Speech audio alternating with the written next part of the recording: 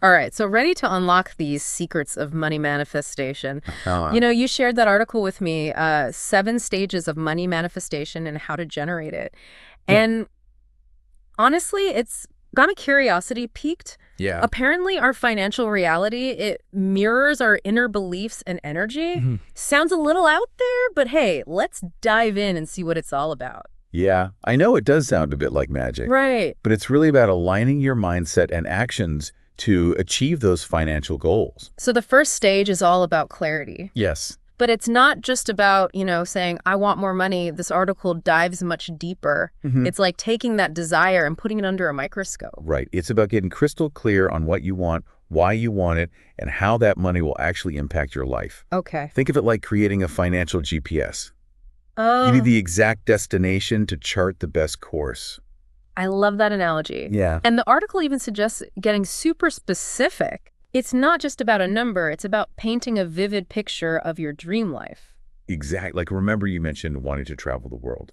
Uh-huh. Visualizing yourself on that beach in Bali, feeling the sand between your toes. That's the kind of vivid clarity this article is talking about. Okay, so we've got our vision board all set. Yeah. But then comes stage 2, belief. Yes. And here's where things get tricky, right? Yeah. Because it's one thing to have a dream, but actually believing you can achieve it, that's a whole other ballgame. It is, and the article highlights some common limiting beliefs people have about money, like money is the root of all evil, or I'm not worthy of wealth. Yeah. These can really hold you back. Those are tough ones. I know I've definitely struggled with feeling worthy of financial abundance. Mm-hmm. Do you think those beliefs come from somewhere specific? Often these beliefs stem from childhood experiences or messages we've absorbed from society. Oh, okay. It's like we've unknowingly built these mental barriers that prevent us from achieving our full potential. So how do we break free from those limiting beliefs? They Uh, feel so deeply ingrained. Awareness is a huge first step. Okay. Once you identify those negative thoughts and emotions associated with money, you can start to challenge them. Right, like catching yourself when you think, I could never afford that. Yeah. Flipping the script to, I'm open to attracting the abundance to achieve that. Exactly. And the article suggests using affirmations like, I am worthy and deserving of abundance, or money flows to me easily and effortlessly. Hmm. It might feel a little cheesy at first, but consistently repeating these positive statements can really reprogram your subconscious mind. Okay, so we've got clarity. We're working on those pesky limiting beliefs. Yeah. But this isn't just about sitting back and wishing on a star, right? Right. Stage 3 is all about aligned action. Precisely. It's about putting in the work and taking those inspired steps towards your goals. They even use the example of starting a business in the article. Yeah. It's about taking concrete steps, not just daydreaming. Absolutely. And what's equally important is staying open to unexpected opportunities. Okay. Those serendipitous moments that seem to appear when you're on the right path. It's like the universe is saying, hey, I see you taking action. I'm going to give you a little nudge in the right direction. Exactly. It's this amazing co-creation between your efforts and the universe's support. Okay, I'm loving this so far. Yeah. But now comes a concept that I'll admit threw me for a loop.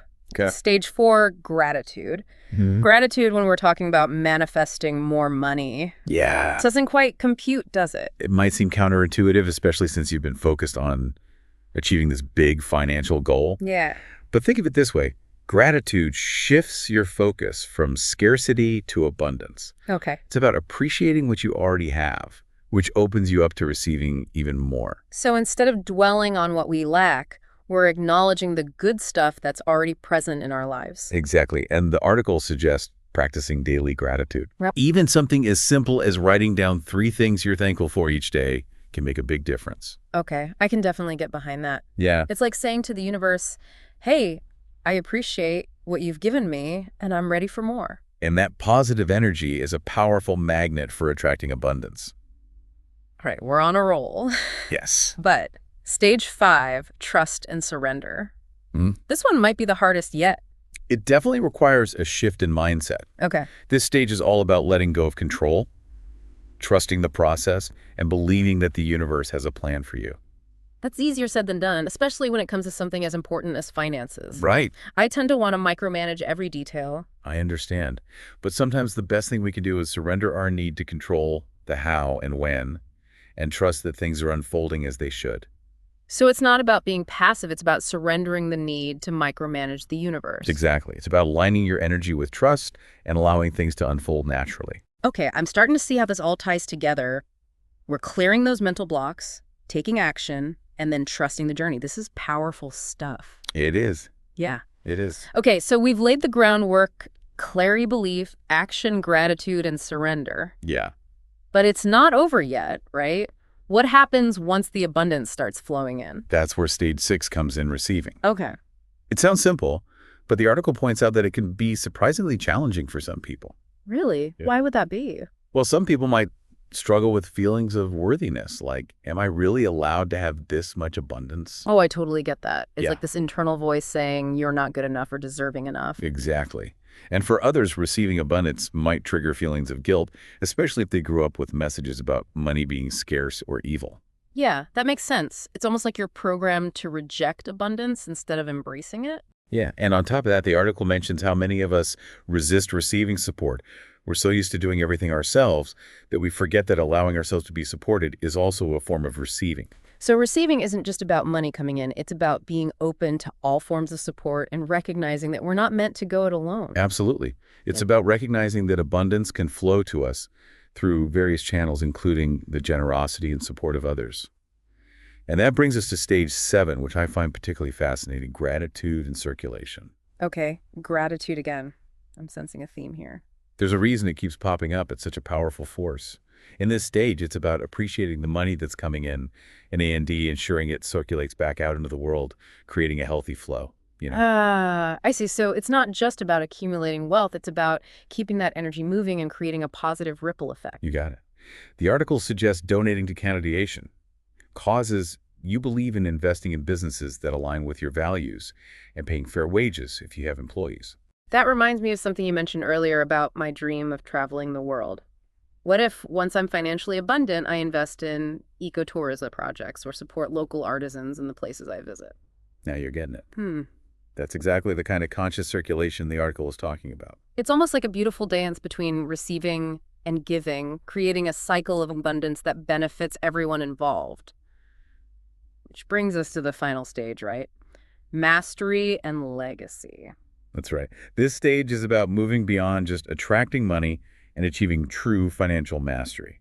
It's about using your wealth for a greater purpose. So it's not just about the numbers in your bank account, it's about the impact you make with that money. Exactly. The article talks about aligning your financial decisions with your values, planning for your financial future with intention, and considering your legacy and impact on the world. Wow, that's pretty profound. It's like graduating from simply manifesting money to becoming a conscious steward of wealth. Exactly. It's about recognizing that true wealth isn't just about accumulating money, but about using it to create meaningful change and leave a lasting legacy. You know, this whole conversation has really shifted my perspective. I used to think manifestation was all about attracting material possessions, but now I see it as a holistic process of aligning my inner world with my outer actions to create a life of abundance, purpose, and impact. I'm so glad to hear that that's the beauty of this concept. It's not just about getting rich. It's about becoming the best version of yourself and using your resources to make a positive difference in the world. Okay, so we've walked through all 8 stages. But before we wrap things up, I'd love to circle back and highlight a few key takeaways that really resonated with me. Absolutely. What stood out to you? Well, first, the emphasis on clarity. It's not enough to just wish for more money. We need to get crystal clear about what we want, why we want it, and how it will impact our lives. That's a great one. It's like setting your financial GPS, as we discussed earlier. Yeah. And then there's the whole concept of limiting beliefs. I hadn't fully realized how much those negative thoughts can sabotage our efforts to attract abundance. It's a powerful realization. Once you become aware of those limiting beliefs, you can start to dismantle them and replace them with more empowering thoughts. Another big takeaway for me was the importance of aligned action. It's not enough to just visualize and dream. We have to take concrete steps toward our goals. Yes, and remember, it's a co-creative process. Yeah. The universe is waiting to support us, but we need to show up and do our part. And finally, the recurring theme of gratitude and circulation really resonated with me. It's about appreciating what we have, sharing our abundance with others, and creating a positive ripple effect in the world. Beautifully said. Yeah. It's about recognizing that abundance is not a finite resource. When we share it, we actually create more of it. Okay, one last thing. This whole conversation has left me feeling inspired, but also a little overwhelmed. There's so much to think about and process. That's completely understandable. Mm. These are powerful concepts, and it takes time to integrate them. But remember, you don't have to do everything at once. Take it one step at a time and focus on what resonates most with you. That's reassuring. It's easy to get caught up in the I have to do it all perfectly mindset. Exactly. And that kind of pressure can actually block the flow of abundance. Instead, approach this journey with a sense of playfulness and curiosity. Remember, it's about enjoying the process of creating a life you love. I love that. Okay, so we've explored the 8 stages of money manifestation, uncovered some key takeaways, and hopefully inspired you, our listener, to embark on your own journey toward financial abundance. You know, as we've been talking about these 8 stages, I've realized there's a common thread running through all of them. I see it too. Yeah, It's like each stage builds upon the one before it, creating this upward spiral of abundance. exactly. And that spiral isn't just about money. Right. It's about personal growth, expanding your awareness, and stepping into your power as a creator. Yeah. I love that it's like this journey of self-discovery that runs parallel to the journey of financial manifestation. And that brings up a really important point. This article focuses on manifesting money, but what about abundance in other areas of life, like our relationships, health, or creativity? That's a fantastic question because ultimately true abundance encompasses all aspects of our well-being. Money is simply a tool that can help us create a life that feels rich and fulfilling in every way. So how can we apply these principles of manifestation to other areas of our lives? Well, think about the core concepts we've been discussing. Okay. Clarity, belief, aligned action, gratitude, surrender. These principles are universal. They can be applied to any area where you desire greater abundance. So, for example, if I want to manifest a loving and supportive romantic relationship, I could start by getting crystal clear about the qualities I'm looking for in a partner. Exactly. And then you would work on releasing any limiting beliefs you have about love or relationship. And then take aligned action, like putting myself out there and being open to meeting new people. And don't forget the gratitude. All right. Appreciating the love that's already present in your life, whether it's from friends, family, or even pets. And surrendering the need to control the timing or the how of it all, trusting that the universe will bring the right person into my life at the perfect moment. You've got, see how those same principles can be applied across different areas of your life. This is blowing my mind. It's like a whole new way of looking at the world. And remember, it's a journey, not a destination. There will be ups and downs, moments of doubt, and times when you feel like giving up. Yeah, but it's those challenges that help us grow and learn the most. Exactly. So be kind to yourself, celebrate your wins, and trust that you're exactly where you need to be on your journey.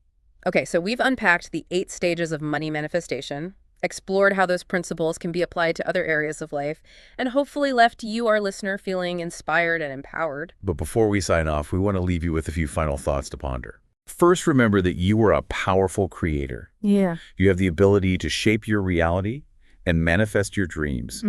Never underestimate the power of your thoughts, beliefs, and actions. Second, don't be afraid to ask for support. Surround yourself with people who believe in you and who can offer guidance and encouragement along the way. And remember, receiving support is also a form of abundance. And finally, never stop learning and growing. There's always more to discover about yourself, about the world, and about the infinite possibilities that life has to offer. Embrace this journey with an open mind, a curious spirit, and a belief in your own limitless potential. This has been an incredible deep dive, and we hope you've enjoyed exploring these concepts with us. Until next time, keep believing, keep growing, and keep manifesting the life of your dreams.